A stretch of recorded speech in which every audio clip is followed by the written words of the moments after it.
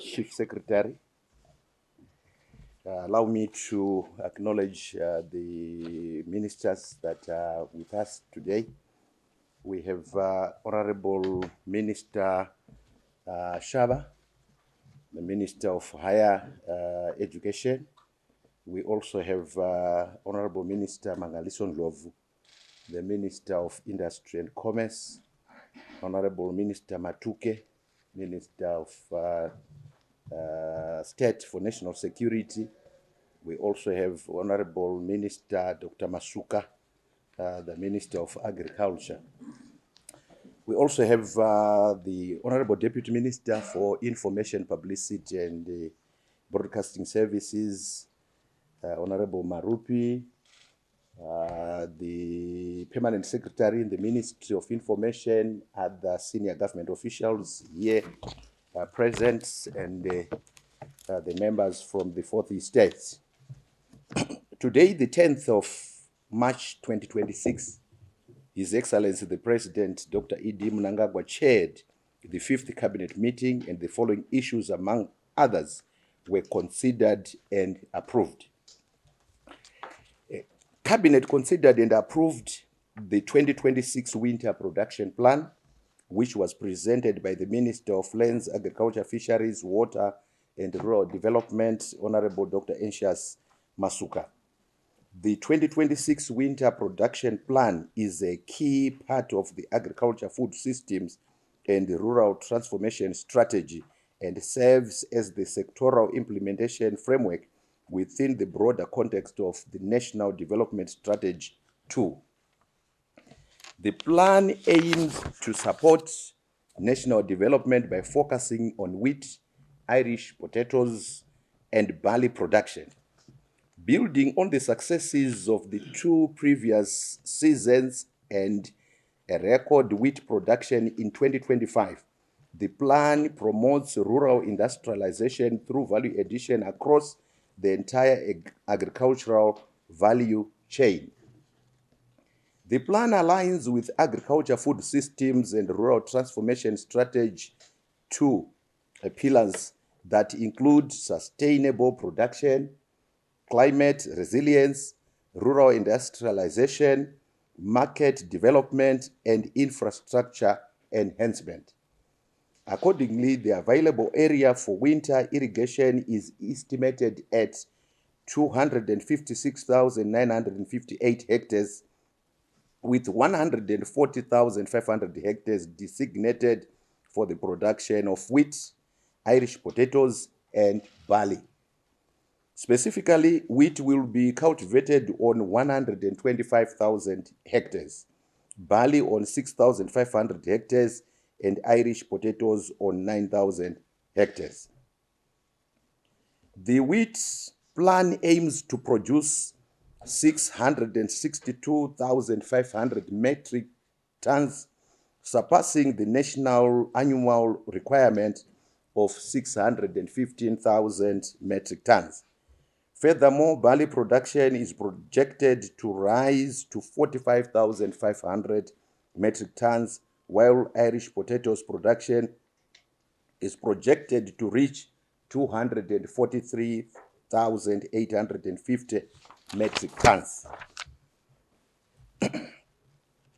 To ensure the successful implementation of the plan, government will closely monitor 21 critical enablers, including essential resources such as power, water, seed, fertilizers, and fuel. Financial support mechanisms encompassing farmer payments, financing and insurance, operational efficiency factors like mechanization, coordination, and contract farming, risk management strategies, addressing mitigatory pests, land issues, security and wildfire management, capacity building, policy and regulatory frameworks, soil management, marketing and monitoring, and evaluation will be tracked.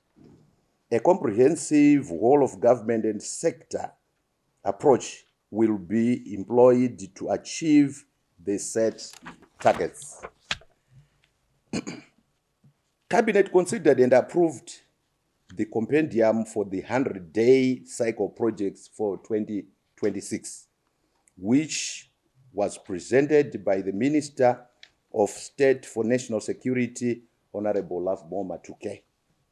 The 100-day cycles are scheduled to run from the 9th of February to 15th of December 2026 and encompass a total of 603 projects across all ministries, departments, and agencies of government. In identifying projects, MDAs considered underserved communities, including Binga, Kanyemba, Chikombedzi, Cholocho, among others, for the implementation of priority projects. The proposed priority projects are aligned with the guiding principles of being citizen-centric, rapidly implementable, high impact, and low risk. The projects are also strategically aligned with the objectives outlined in the National Development Strategy 2. Furthermore, projects under the Mutapa Investment Fund have been incorporated under the priority projects within the 100-day cycles. Out of the total of 603 projects, 206 are scheduled for implementation during the first 100-day cycle, followed by 203 projects in the second cycle and 174 projects in the third cycle of 2026. Of the first 100-day cycle of 2026, 152 projects are ongoing, with an additional 74 being initiated as new.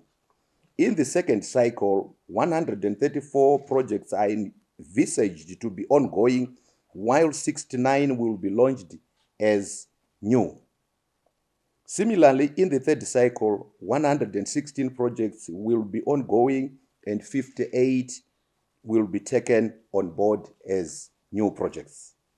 The nation is informed that the projects were selected based on their potential to contribute significantly to the aspirations of Vision 2030, with a primary focus of improving the livelihoods of the citizens across all communities. The projects are categorized according to the 10 thematic areas outlined in the National Development Strategy 2. In alignment with the government's commitment to deliver projects that focus on growing investments in various infrastructure sectors such as transportation, water, and sanitation, the infrastructure and housing development pillar of the National Development Strategy 2 has the highest number of initiatives, totaling 159 projects. 72 projects are included under the Science, Technology, Innovation, and Human Capital Development thematic area, as they are essential drivers of economic growth, productivity, and competitiveness. Furthermore, 71 projects are being implemented under the Inclusive Economic Growth and Structural Transformation thematic area. The geographical spread of the projects are as follows. We have Bulawayo with 40 projects, Harare, 97 projects, Mashonaland Central Province, 38 projects, Mashonaland East, 35, Mashonaland West, 52, Masvingo, 50, Midlands, 45, Manicaland, 40, Matabeleland North, 51, Matabeleland South, 60. Then cross-cutting projects, we have 80. Then foreign missions, 15 projects, giving us a total of 603 projects. Cabinet received and approved the Zimbabwe National Industrial Development Policy number 2, running from 2026 to 2030 as presented by the Minister of Industry and Commerce. Government has developed the Zimbabwe National Industrial Development Policy number 2, 2026 to 2030, which will guide Zimbabwe's industrialization agenda for the next 5 years in tandem with the National Development Strategy 2, also running from 2026 to 2030. The policy builds upon the foundations and progress achieved under the Zimbabwe National Industrial Development Policy number 1, which ran from 2019 to 2023, and the Zimbabwe Industrial Reconstruction and Growth Plan from 2024 to 2025. The policy aims to promote sustainable and diversified industrial growth, enhance productivity, and drive structural transformation and competitiveness by accelerating investments in Zimbabwe's industrial sector, consistent with the positive economic trajectory.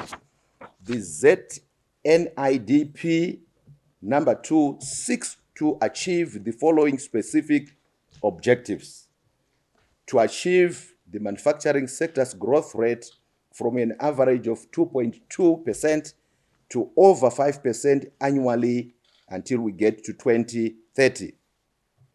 To raise the sector's contribution to gross domestic product from United States dollars 7 billion to 12 billion by 2030.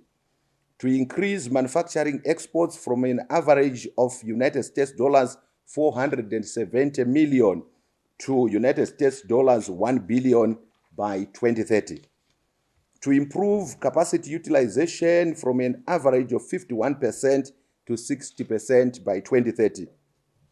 And to increase the volume of manufacturing index from 149.4 to an average of 180 by 2030. The ZNIDP, which is the policy number 2, is anchored on 6 strategic pillars, namely deepening industrialization and value chain optimization, leveraging competitive advantages in mining and agriculture, spatial development initiative nodes, and rural industrialization, enhancing industrial competitiveness and productivity through digital transformation and artificial intelligence integration, inclusive industrialization and micro, small, and medium enterprises linkages, and lastly, strengthening local content development. The pillars entail, among others, prioritizing immediate goods production under the manufacturing for manufacturing concept, leveraging the country's natural endowments to promote beneficiation and driving industrial modernization through retooling, automation, concessional financing, and duty-free capital equipment imports. The policy will embed artificial intelligence in manufacturing and value chains, strengthen innovation ecosystems, link industry and academia, promote investment in STEM, and develop digital skills. The pillars also entail prioritizing the expansion of special economic zones alongside macroeconomic coordination, the promotion of micro, small, and medium enterprises integration with larger firms, and facilitating the graduation of small enterprises into larger entities. Cabinet considered and approved the Consumer Protection Policy as presented again by the Minister of Industry and Commerce. Government has developed the Consumer Protection Policy running from 2026 to 2030, aimed at safeguarding consumer rights in an increasingly complex and dynamic marketplace. The policy serves to regulate the supply of goods and services, safeguard the rights of consumers, and promote fair trading practices in the marketplace. The framework also promotes the production of quality goods and services in order to meet the needs of an empowered consumer, ultimately improving the country's domestic and international competitiveness. The consumer protection policy closes the existing legislative and institutional gaps, strengthens coordination among agencies, and promotes fair, transparent, and accountable practices across all sectors of the economy. The consumer protection policy is anchored on strategic pillars, namely institutional architecture for consumer protection, dispute resolution and redress mechanisms, legal and regulatory framework, product safety and quality of goods and services, counterfeit and illicit trade, consumer education and awareness, regional integration and international cooperation, and e-commerce and digital transactions. The pillars entail, among other objectives, strengthening of consumer protection institutions, intensification of the ongoing market compliance checks, enforcement of consumer rights and welfare through clear dispute resolution guidelines, the establishment of a dedicated anti-counterfeiting framework, and the rollout of comprehensive consumer education programs. Other policy actions include the review of legal instruments governing digital transactions and the strengthening of the consignment-based conformity assessment system in the country. The policy has a robust monitoring and evaluation framework for effective consumer participation and improved compliance on the part of businesses. Cabinet also considered and approved the Memorandum of Understanding between the Republic of Zimbabwe and the Republic of Equatorial Guinea concerning cooperation in higher and tertiary education and training. The Memorandum of Understanding seeks to establish a comprehensive legal framework to facilitate the continued collaboration between the two countries in the field of higher and tertiary education and training. The MOU also aims to promote educational exchange among institutions of higher learning. The scope of cooperation includes the exchange of ideas related to curriculum development, organization of study tours to enhance understanding of each other's educational systems, and the facilitation of student enrollment from the Republic of Equatorial Guinea in accredited universities and colleges within the Republic of Zimbabwe. Furthermore, the MOU endeavors to promote mutual recognition of educational qualifications between the parties, thereby strengthening the academic and professional ties. Cabinet received and approved another Memorandum of Understanding between the Republic of Zimbabwe and the Republic of Tajikistan on cooperation in the fields of technology transfer and construction. The MOU will promote and strengthen cooperation in the areas of technology transfer and construction, particularly the fields of water and sanitation. The parties will cooperate through an exchange of experiences, knowledge, and information in the following areas: water supply and sewerage infrastructure, historical and urban renewal building construction, artificial intelligence systems, and advanced disaster and risk management systems. I thank you. Thank you very much, Honorable Minister, for presenting today's cabinet highlights. We now move to the first round of 3 questions. With answers from the Honorable Minister here present. Over to you, colleagues. Yes.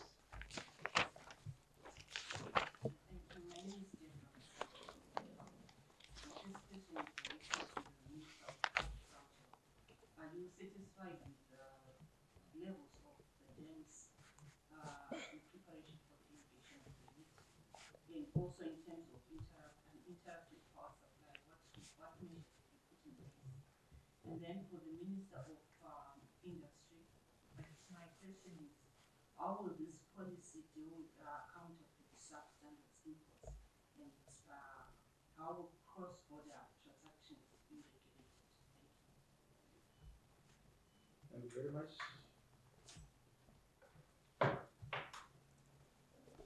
Yes. My name is Abigail Tembo from ZTC News. Mine is directed to the Minister of Agriculture. The winter plan emphasizes rural industrialization and value addition. How will ordinary farmers and rural communities directly benefit from this strategy? Over to you, Minister. Thank you very much, Chief Secretary. The first question is directed to Honorable Masuka from, is it Deborah Mashaba? Matabu. Okay. Yes, Honorable Minister Masuka. Then you also attend to a question by Abigail Tembo on how the ordinary farmers will benefit from the endeavors that you are making in the ministry. Thank you, Chair, and I thank the two questioners. The first relates to whether I'm satisfied with water availability, and the simple answer is yes. That is why we presented the plan. But perhaps to be able to disaggregate the availability, the major dams containing, they are 91% full, and we are very satisfied with those levels, except that the province of National and Central, especially the Mazoe catchment, is about 62% full in terms of the dams, brought down by Mazoe at about 12%, Jumbo Dam and Muriel. So there will be consequently a reduction in the area under the winter crops, principally wheat in those areas. You will recall that last year Mazoe was perhaps the biggest growing district for wheat, followed by Rimba. But we have compensated for that. We also see a slight reduction in the area allocated to winter production in Mashonaland West to just around 35,000, marginally down from about the 35,500 that they had last year. But we see Mashonaland East picking up in the rest of the provinces on account of those provinces having received higher and normal rainfall at this time of the season. The ongoing wet spell between now and the 14th of March, we expect between 50 and 100 millimeters to be received throughout the country, with some concentration in the northern areas. We therefore expect that Mashonaland West and Mashonaland Central dams will also receive substantial inflows, and that there will also be significant underground recharge to enable meaningful expansion. So indeed, that is the source of the satisfaction. Then the other one relates to power. Ordinarily, we are ahead of the presentation of this winter plan. We have a discussion with the Minister of Energy and Power Development, to which we clearly discuss availability of power.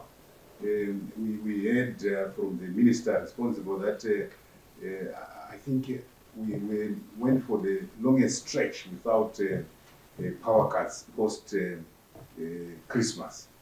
And we heard today that there is no load shedding because there is adequate power being generated, and that Hwange 7 and 8 are very stable. We require 150 megawatts of power to be ring-fenced for winter production. And this ring-fencing has happened over the past few years from 2023 when we attained with national self-sufficiency.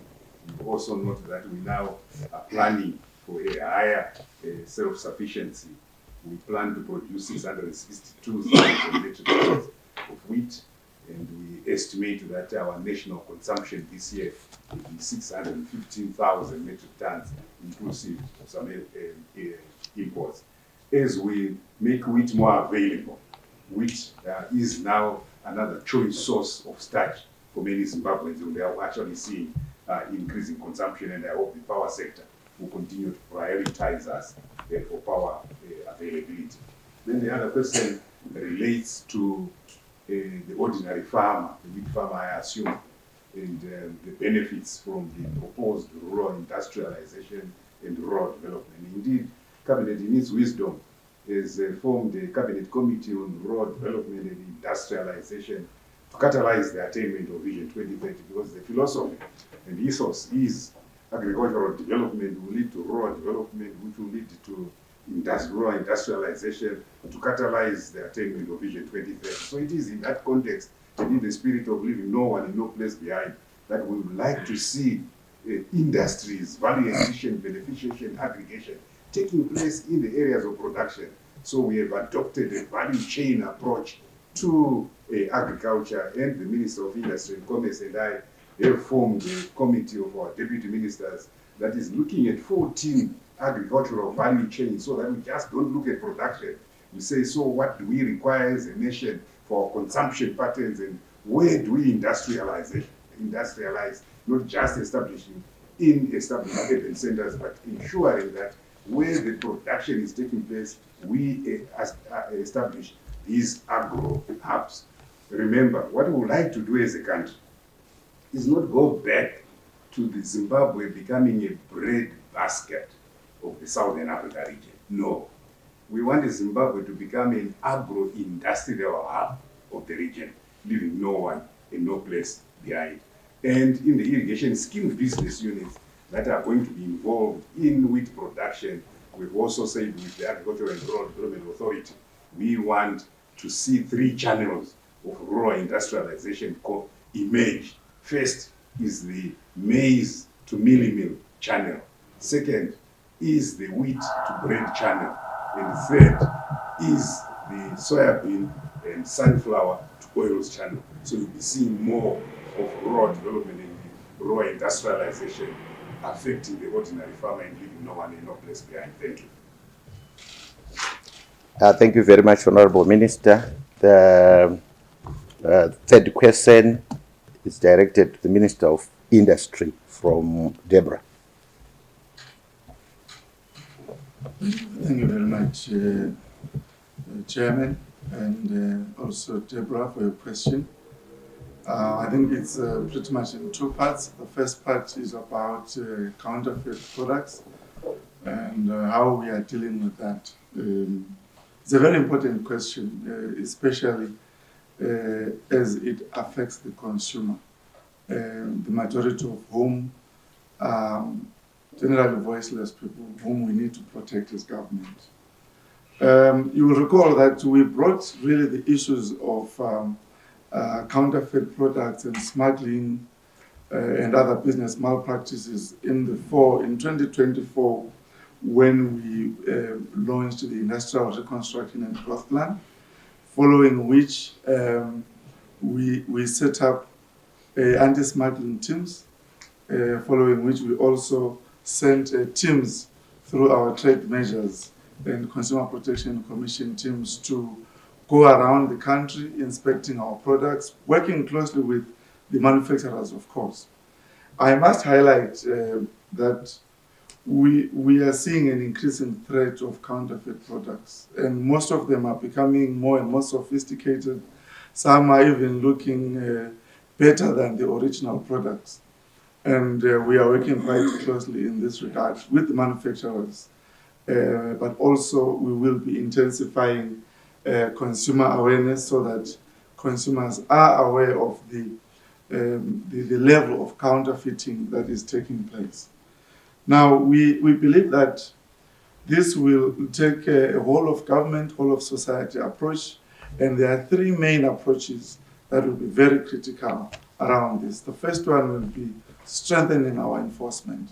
We have enforcement agencies that include your trade measures, who do a lot of work behind the scenes. They make sure that even at a fuel station, they go and check if the pump is measured correctly. When you go, you just see it's 10 liters that you have poured in. That could be a faulty machine. So there are government institutions that make sure that consumers are protected in that regard.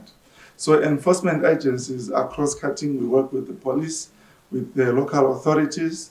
We also work with the business member organizations so that business is adequately represented. Also important will be the aspect of awareness creation and education. This is very important to make sure that the consumer is empowered with information. To see some of the examples of counterfeit products. Those who follow the news, I think last year around October, November, we did a blitz where we were showcasing counterfeit Palenta Millimel. The packaging was actually more beautiful. National Foods were acknowledging that the counterfeit product packaging was more beautiful than theirs, but the product could not meet the specifications or the quality of the original product. And it was from that consumers started complaining, and we did our blitz. Thirdly, we will be strengthening advocacy, and advocacy includes the fourth estate, just to make sure that we increase the voices of the consumers out there through advocacy organizations like your Consumer Council of Zimbabwe, among others. On dealing with the cross-border trade, again, under a whole-of-government approach, we are working very closely with the security cluster, just to make sure that the goods that come into our country go through our established ports, they are inspected, and they are also complying with all the country's rules and regulations.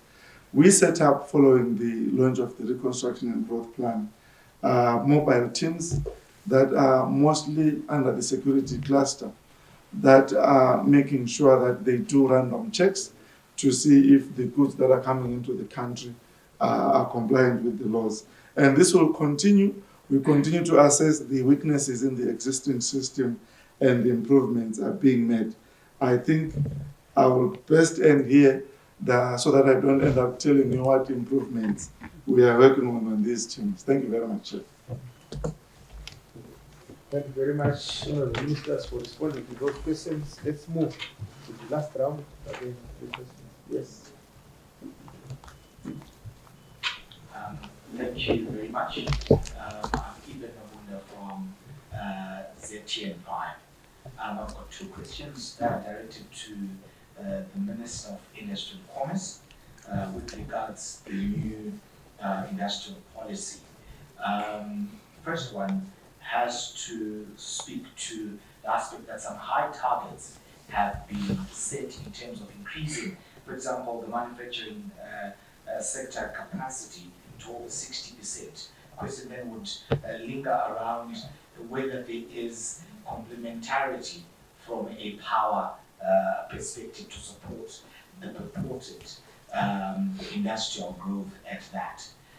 Then the second question speaks to the aspect of capacitating the domestic industry from a financing or a funding perspective. This would be the first year of this very policy going up to 2030. But already, from a monetary perspective, you've got interest rates which industry has been saying they're quite punitive at 35%, one of the highest on the continent of Africa. So from a financing perspective, given these targets, what's being done? I know that there's the TFF, the Targeted Finance Facility, has been put in place, but beyond that, what else does the policy bring into perspective to capacitate domestic industry against these set targets? Thank you.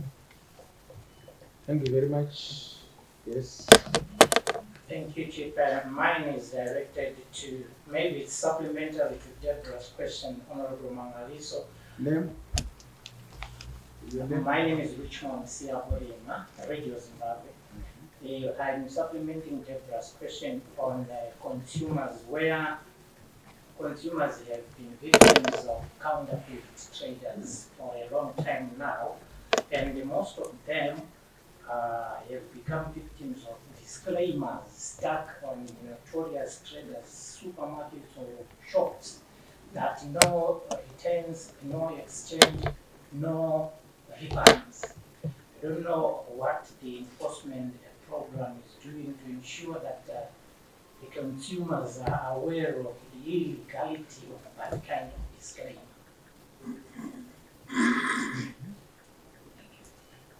Thank you very much. Yes, yeah, two at the back. Thank you, Chief Secretary. My name is Rato Young from the chair. My question is on stakeholder involvement, the Minister of Industry. How are you going to engage stakeholders, including the private sector? Abigail. Okay.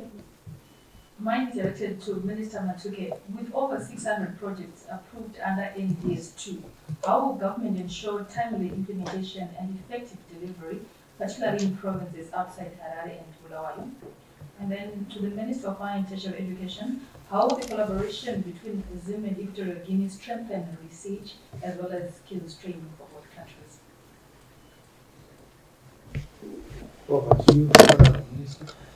Thank you very much, Chief Secretary.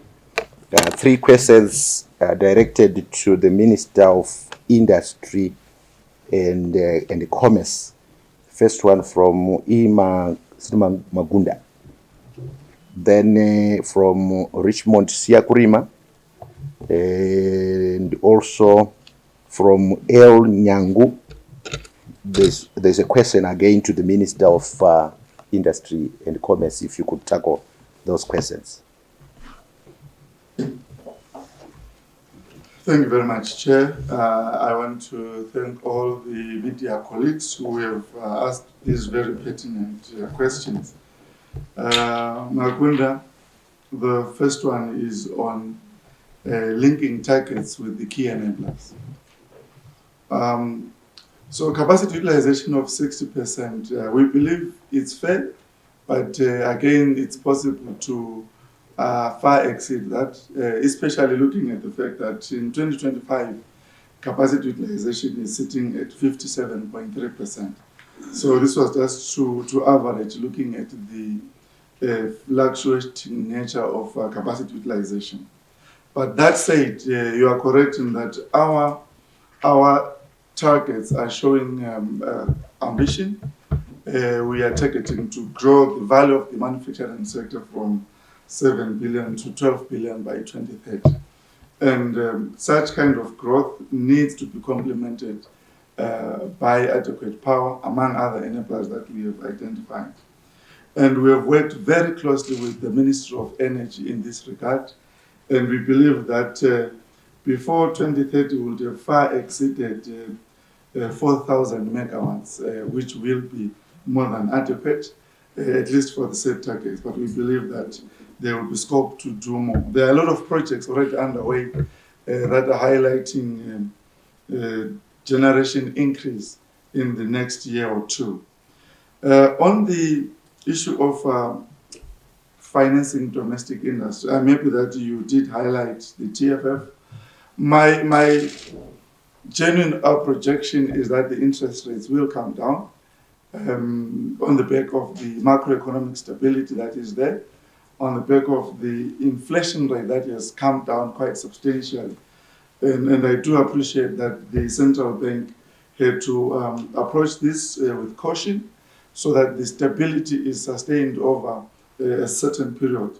So interest rates will start coming down. But that said, they also have the TFF, which has been put in place to support the industry in accessing capital. I'm sure you also know that we launched last year the Industrial Development Fund, which we have assigned the Venture Capital Fund to manage on our behalf.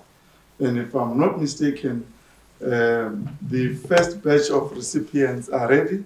They are likely to be notified this week that they are ready. It will not always be adequate, but there are practical steps that we are taking. We hope also to crowd in the financial sector as we go, because this is where ordinarily industry has to be financed. Richmond, disclaimers. I mentioned in my previous response that the duty really of conscientizing our consumers doesn't lie with government alone. When I heard you speak, I said there is somebody that we can use because he knows that it's illegal to put these disclaimers. And what is very important is to conscientize our people. But beyond that, we are prosecuting people who are delinquent, who are doing this to consumers. I did highlight in cabinet that some people don't know that it's illegal to put a disclaimer that there is no refund. It's only in the health sector that it is acceptable because you can't take a drug and then you want to return it. It cannot be consumed by other people. But overall and ordinarily, it is illegal. And if there are people who are doing that, an informed consumer is advised to notify the authorities. It could be police, it could be ourselves as the ministry, so that we can prosecute such businesses. Then your question is very broad. I'm not too sure if I understood you correctly, because it says, how are you going to engage stakeholders, including the private sector? I'm not too sure in what regard. What I might say, though, is that as we launch this industrial development policy, largely it is a private sector driven policy. All the subcommittees that came up with this document were headed by members from our business member organizations, all of whom we have signed MOUs with. So from that onset, it is their document, it is not a government document. And we have set our own engagement mechanisms during the implementation life of the policy. I'm saying it's broad because I'm not too sure whether it's about this policy or the consumer protection policy, which again entails strong engagement of both consumers and business, so that also business is fully aware of their responsibilities and consumers are aware of their rights and responsibilities. And this will be an ongoing process. Thank you very much.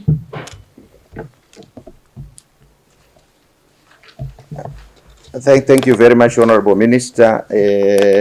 This question is directed to the Minister of Higher and Tertiary Education with regards to the MOU that you intend to sign. Oh, thank you. Thank you very much for your question.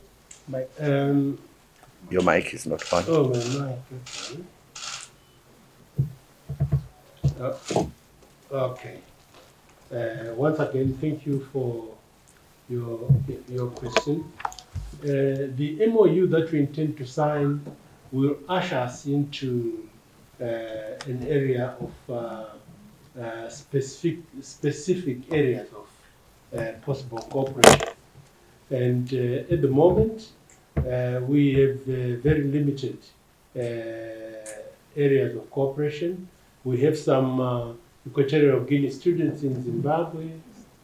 There are not many of them, but they are scattered in about 9 institutions in this country. And we are thinking that we can explore better exchanges of students, and that those numbers will influence the areas of possible cooperation. We are also aware that Equatorial Guinea is it is oil. It's been developing oil for some time, and in this country we are also trying to develop oil, and we may learn from them how they've been doing it. I know for a fact that there are very few expatriates in their program of oil extraction and refining. Maybe as we develop our own sector of oil and gas in Zimbabwe, we might learn something from them. But our main thrust is really to try and find out what the institutions can offer to us, and also prepare ourselves to offer areas of study in Zimbabwe. Thank you. Thank you very much, Honorable Minister. The last question is directed to Honorable Matuke on the implementation of the 100-day cycle projects as asked by Abigail Tembo. Thank you very much for a good question. The 603 projects are distributed into the 26 ministries. And in every ministry, there is a monitoring and evaluation team. And it's easier because these projects were broken down into phases, where we have 206 projects in the first 100-day cycle, in the 203 in the second cycle, and 174. And all these projects were provided for in the budget, and it's going to be easier because there is already a provision to look after these projects. Thank you very much, colleagues from the media, for the questions, and I also want to thank the honorable ministers for responding to these questions. We'll come to the end of today's post-cabinet press briefing. We'll meet next week. Thank you. Thank you, Chief.